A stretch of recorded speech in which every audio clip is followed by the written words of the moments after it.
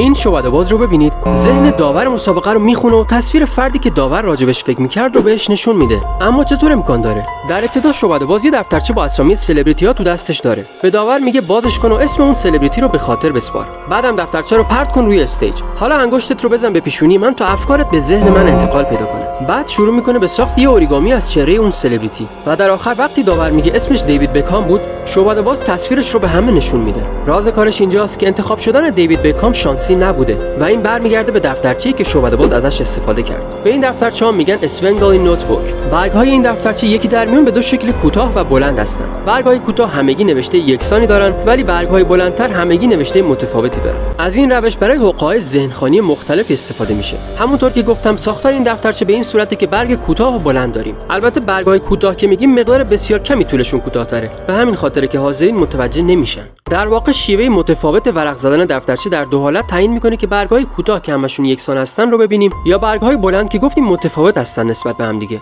حالا دو حالتش رو با هم بررسی میکنیم. در حالت اول شعبده‌باز برگ‌ها رو به سمت بالا ورق میزنه. همونطور که میبینید به دلیل نحوه گرفتن دفترچه و خم شدنش اگه انتهای برگ با انگشت گرفته نشده باشه به سمت بالا پرت میشه. چون یه سری از برگ‌ها بلندتر هستن، انگشت شعبده‌باز در واقع فقط انتهای برگ‌های بلندتر رو گرفته. یعنی تنها دلیلی که باعث شده برگ‌های کوتاه به بالا پرت نشن اینه که روی هر کدومشون یه برگ بلند قرار داره که با انگشت گرفته شده. به همین خاطر شعبده‌باز هر بار که با دستش یه برگ بلند رو رها میکنه، در واقع برگ بلند به همراه برگ کوتاه زیرش به سمت بالا پرت میشه. در نتیجه اون پایین همیشه یه برگ بلند میبینیم. اما در حالت دوم که داور مسابقه میخواد انتخابش رو انجام بده، اگه دقت کنید شعبده‌باز دقیقاً نحوه ورق زدن دلخواهش رو به داور تحمیل میکنه. به این صورت که دفترچه رو میذاره کف دستش و میگه از هر جا خواستی باز کن. در این حالت اون برگی که داور بلند میکنه تا زیرش رو ببینه قطعاً از برگ‌های بلنده. چون اونی که کوتاه‌تره دقیقاً به خاطر همین کوتاه بودنش در دسترس داور نیست و ما میدونیم زیر هر برگ بلند یه برگ کوتاه قرار داره. پس مهم نیست داور دفتر رو از کجا باز میکنه.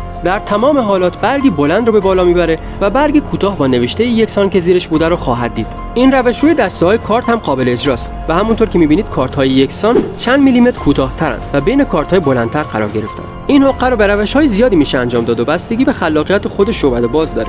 اگه ویدیو رو دوست داشتید لایکش کنید و اگه سوالی هم داشتید تو کامنت‌ها بپرسید. سعی می‌کنم همه رو جواب بدم.